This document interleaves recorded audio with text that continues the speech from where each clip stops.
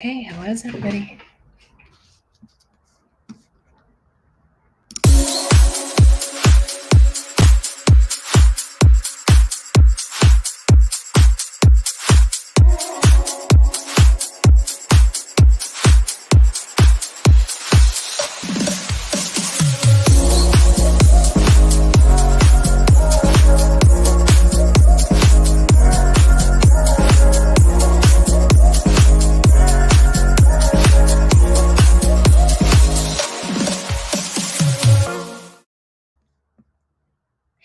Hey, everybody. I hope you're having a very, very good day. My name is Dr. Sandra Colton-Medici, and today we are going to be talking about personal branding and digital marketing in 2022 and your strategy to bring in I would say, your identifiable audience. And that means that you're looking for your crew, your viewers, your following, your true to your, I would say, distinct and authentic self, those people that you think you can either help with your products or services, inspire with your products or services, entertain with your products or services, or educate with your products and services.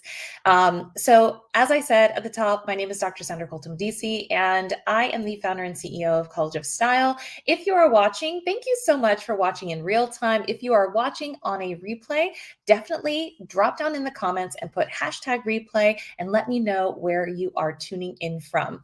Right now, I'm going live on our Facebook group, which is College of Style, if you're searching on Facebook, and also on our LinkedIn business page, on TikTok. Hey, everybody on TikTok, and also on YouTube Live and Twitter. So we've got a lot of different audiences going on right here, right now, but the message is going to be the same, which is when you think about personal branding and your brand in 2022, what is your strategy to utilize the features that you have with digital marketing? And that goes way beyond social media, but also to bring those features to your audience. Okay, not just to like covet them and use them for yourself, but to utilize your personal branding and your messaging with all of the different features that you can use with digital marketing, whether you're using them on social, whether you're using them with email marketing,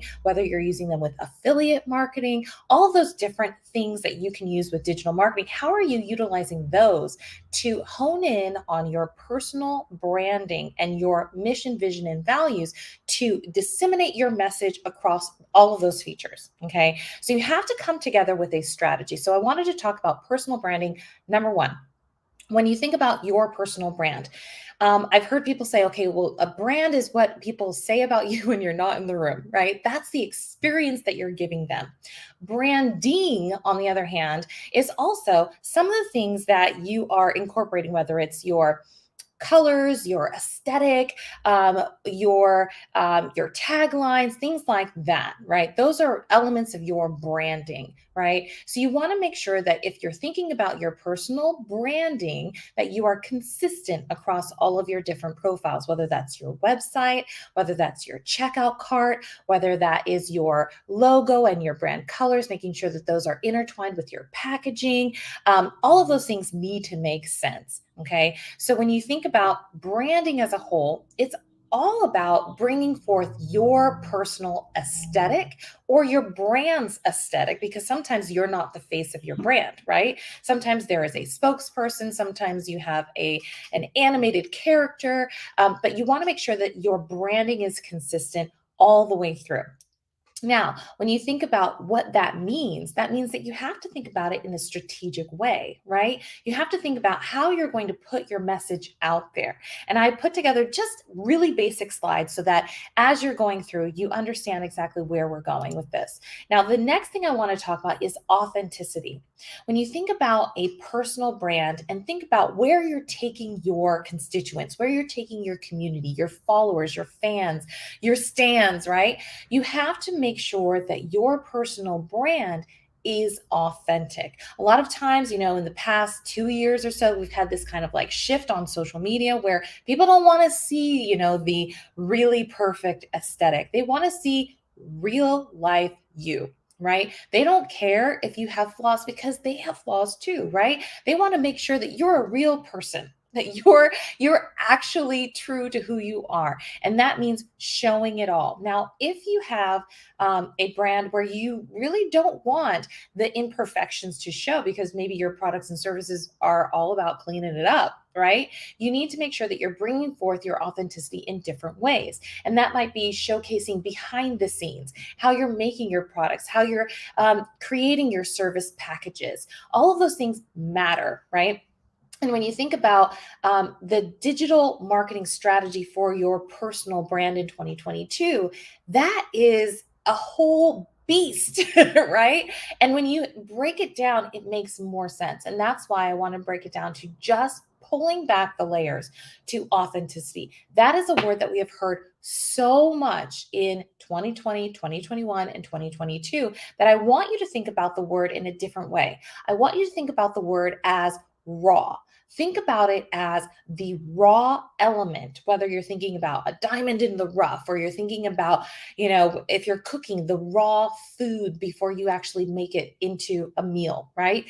Think about the raw elements of your personal brand that you can take and move into conversation, right? Move those raw elements into conversation instead of dressing them up and serving them all fancy like that's a song I think that's really popular right now, but thinking about it in a way where you can serve up those elements raw instead of dressing it up in a way where people don't either recognize it or know that it's been manufactured in a way that is just so unrecognizable that it can't possibly be the real you. Okay, so authenticity is a very big word in personal branding, but think about it as more of a raw feel that people want to know more about you from that element standpoint. And those elements, yes, on a collective can make something really beautiful. But when you break down those elements, you give yourself more to talk about. That's why I want to go into content creation, or I should say curation. So, content curation is different now, right? Content curation used to be like, let's say, social media marketing. You used to curate your feed so much on Instagram that people thought it was unattainable. Right? You were just living your best life every single day. And instead of thinking about content curation as taking out the parts that don't look good, it's almost about looking at your content on a whole and pulling back and say, if I leave this in, does this make more sense? Does this help my audience? Like, does it resonate with them? Is it more relatable that on day one, it looked like this, and day two, it didn't really look that much different, right? Because sometimes products don't change in a day, but you can give people a curated feel of your behind the scenes, your product creation, your downtime, your really amazing, like dressed up, party time, award celebration without making it unattainable, without making it something that feels manipulated or filtered, right? So when you think about content curation, it's not about giving people a facade anymore. It's really about giving people something that they can look at and go, oh, wow, that's how it works, right? Or that's what she does. Wow, I didn't know. She's just like me. Or, wow, I didn't know that it took 90 days and we're on day two, right? But to see the progression is part of that curation that I think a lot of the steps that people used to do, which is take out some of the in between so that you could fast forward to the end, is what people want to see now. They want to know, like, if I was going to do what you did, how long would it really take? Right? Instead of it being, hey, look at what I did. Here's the before and the after.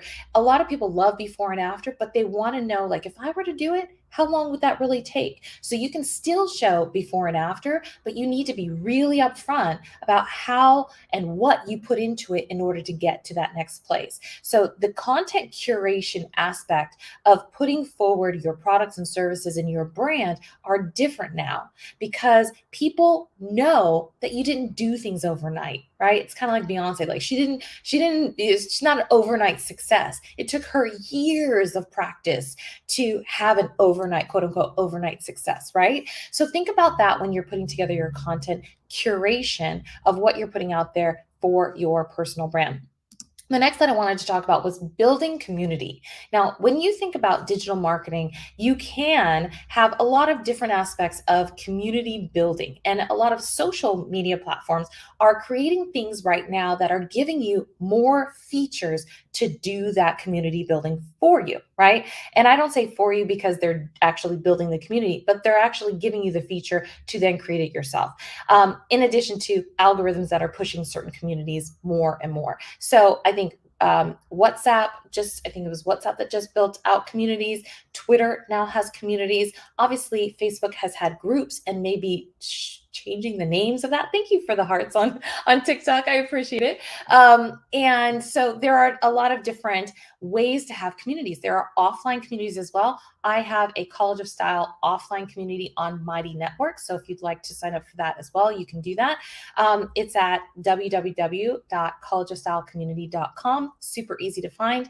And so when you think about building communities around your personal brands, I actually just saw a tweet about this earlier today on Twitter that said, I don't believe brands can have communities. They have fans, but they may or may not have communities. And there was an argument that some people were making about Harley Davidson having clubs.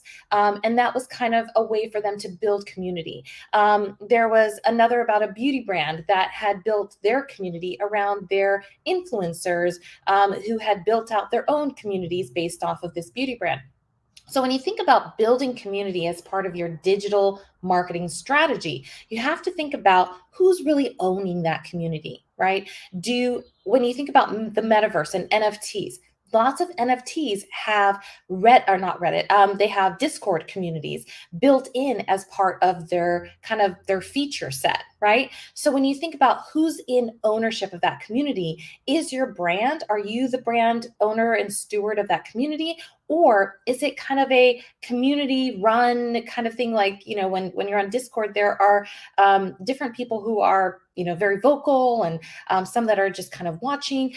So you have to think about how building community fits into your digital marketing strategy for a personal brand, because that can kind of be very, I would say, there's arguments on both sides as to how you can build a brand with a community that is either owned and run by fans or if it is owned and run by you, right? And that's really just more of a fan base that is a fan of the product or service, right? Now, if you yourself are the product or service, as far as if you are a celebrity and you are creating films, that's there's a different product there, right? So you have to really just think about that in terms of who's the owner of the community and who's actually facilitating that, who's moderating that, who's administering that, and who really has the ownership of that. So that's another aspect of digital marketing that I thought was interesting that I wanted to talk about today because I saw that conversation on Twitter. The next part of digital marketing and strategy in 2022 has to do with instant recognition. Now, people these days do not have the attention span. And I'm not saying everyone, I'm just saying a majority of people who are out there on, let's say, social media, or even when you're scrolling through on your email, right? And I've got a siren in the back, but I am okay. Hopefully the person that they're going to help is okay as well. But when you think about the ways that you're utilizing digital marketing and your instant recognition, that comes down to messaging much of the time. It also comes down to utilizing things that are very visual, right? So if you're thinking about instant recognition, it is about your taglines. It's about utilizing either GIFs or emojis or short form video, things that are instantly recognizable as part of your brand and your messaging. I just had a conversation. I was doing a LinkedIn audio event yesterday with Christine Gritman, and she does a ton of GIFs. And one of the biggest things that she said was, a lot of people like to use GIFs of other people. The memes are out there, and it's great to, search in your GIF tab and be able to pull up different people's reactions. But the best branding that you can do is to use your own face. Use your own face and create your own GIFs, right? And when you think about that, yes, that's extra work, but is it extra work that will get you out there, right? Get you out there and be more discoverable as a brand. Your face is then more discoverable. Your reaction is something that other people are using instead of some other celebrity that, may have gone viral with their reaction, right? So think about that when you're thinking about instant recognition, is using your face. Now, if you have a mascot or some sort of brand spokesperson, yes, incorporate that person in your instant recognition for your brand. But in 2022, it means taking your face, your image, your likeness, and distributing that over all of your assets, your digital marketing assets. And that means that GIFs are part of it. Emojis. If you remember, a long time ago, Kimoji was a thing, right? It came out and people were like, "What? Kim Kardashian has her own emojis."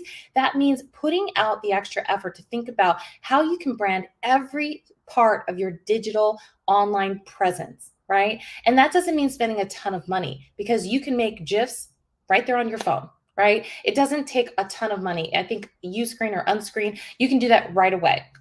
But think about that when you are putting together your strategy for your digital marketing when it comes to your personal brand. When you can pull back from your content creation and say, "Oh, I just use this element. Can I use my own?" Like, think about that. Like, every single time you're like, "Oh, I need that stock footage over there. Can I make my own of that? Or do I really need that stock footage over there?" Right? Can I just do some B-roll right now and have that as my own stock footage that I can go back to? Think about every single element when you're thinking about your personal branding as part of your digital marketing, that every asset, do you have some of that of you? Can you make some of that of yourself quickly and easily without spending a ton of money, right? Or do you have a budget to put into getting B-roll of you walking across the street so that you don't have to use B-rolls or some stock footage of somebody else, right? Think about those aspects of the instant recognition, because the more you have of you, the better and more instantly recognizable you and your brand will be. Now, I'm going to pause really quick because I just went to the next slide just to say hi to everybody who is watching on TikTok. Good afternoon. Lencia, how are you? And for everybody who's watching on Facebook and LinkedIn, YouTube and Twitter, I hope you're having a really good Tuesday. It is a really great day. And this is actually, I'm going to put this replay up. So if you are watching on a replay, definitely put #replay into the comments. Hey, love it, love it. And make sure that you are thinking about ways that you can move yourself forward with your personal branding. The next one that I wanted to talk about is moving technology forward. This is something that when you think about digital marketing for your personal brand, you need to get into the habit of knowing what's next, knowing what's coming. And that means looking at the speakers that are coming onto conferences and looking at the titles of what they're speaking on, looking at some of the technology Tuesday. This is kind of when a lot of different tech apps are dropping new features or revamping old or taking away things that you really like. Okay, so Tuesdays are big, but how are you going to incorporate what's coming into what you already do for your personal branding and your digital marketing? That means just staying ahead, right? Staying ahead in your content creation so that you don't have to go, "Oh, now I gotta take away time from my content creation to focus on reading the news," right? It means staying ahead of your editorial calendar. It means being in the conversation so that when people say, "Oh yeah, I think I might go with the beta app for this. Who should we ask to test it out?" You are in that conversation. That's what it means, so that you are at the forefront of technology, so you can say, "Hey, I've tried that out.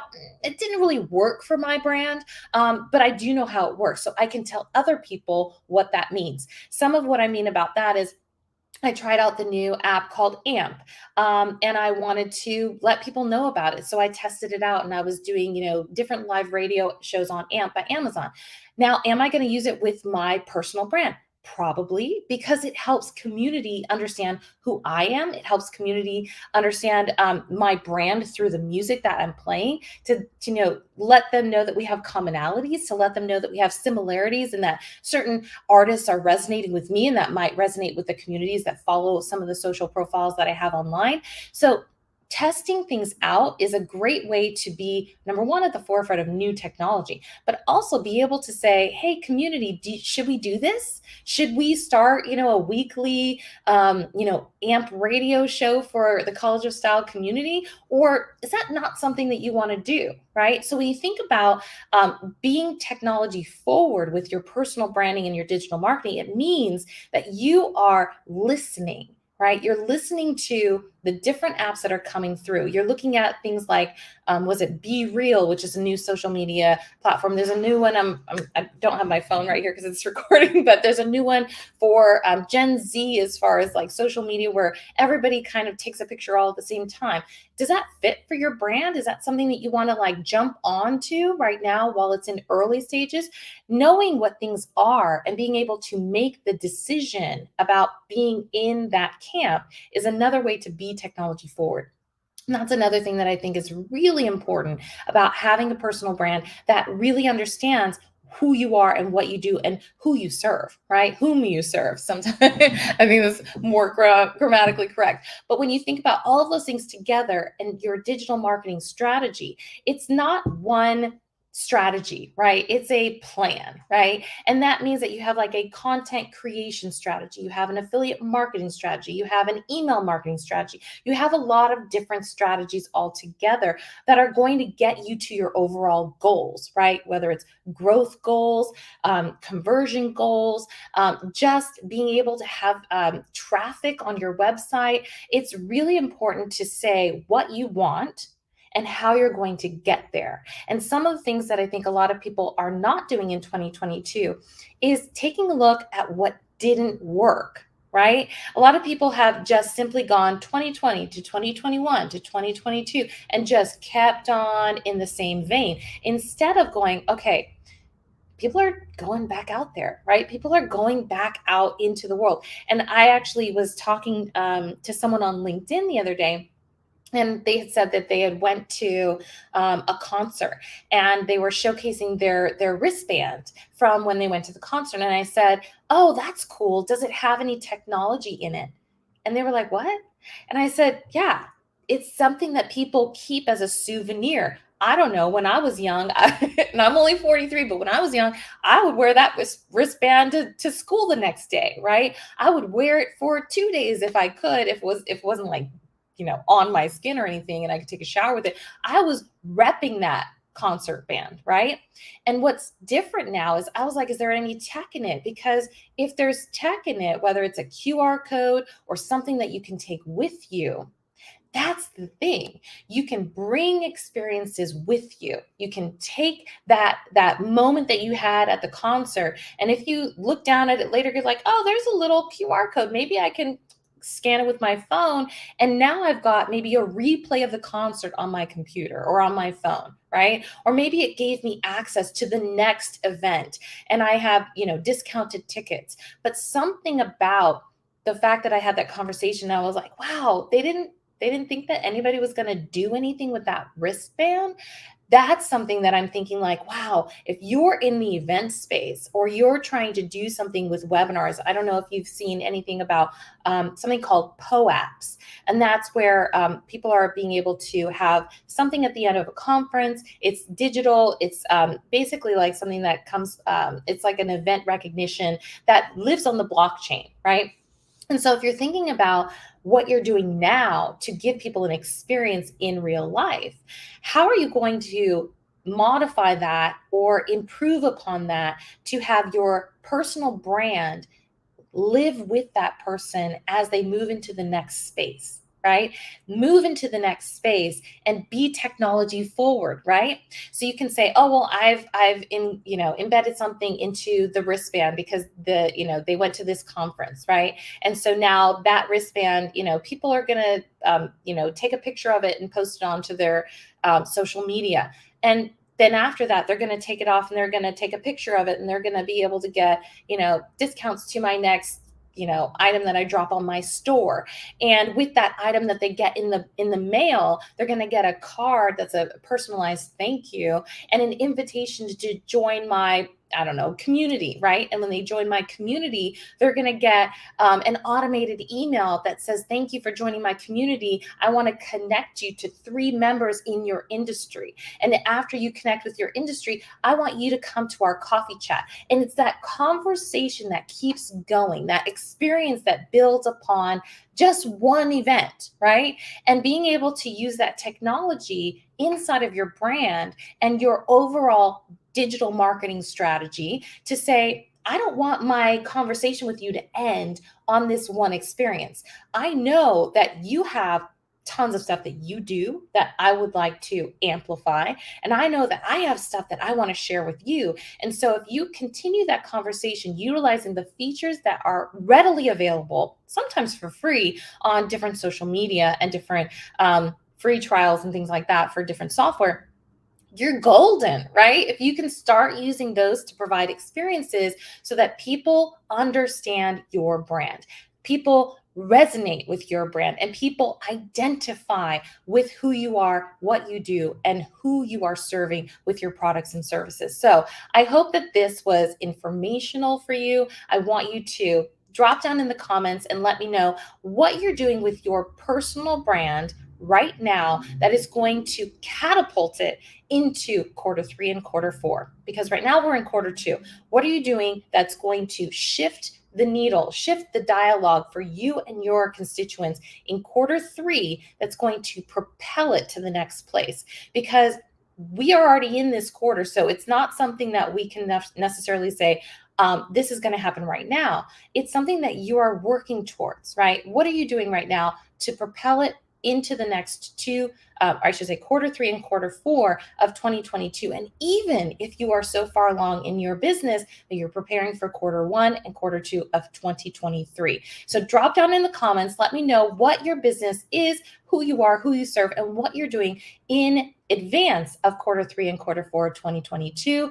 And how you are changing the conversation in your communities, how you are advancing experiences with your constituents, because that's what it's about. It's that building relationships aspect that people don't always put the time and effort in. I think a lot of times people are worried about the vanity metrics and growing really, really fast. But if you're growing really, really fast, how are you really serving those communities? Because if you're only one person, if you're a solopreneur, you have a small business with under 50 people working for you, it's really hard. It's really hard to serve, a community that just went to 1 million viral with one TikTok video, right? So think about all of the different steps that I was talking about today, and let me know what you do, who you serve, and what you're changing the conversation around in your Q3 and Q4 for 2022 inside of the comments. I'd love to work with you. If you haven't already scheduled your discovery call,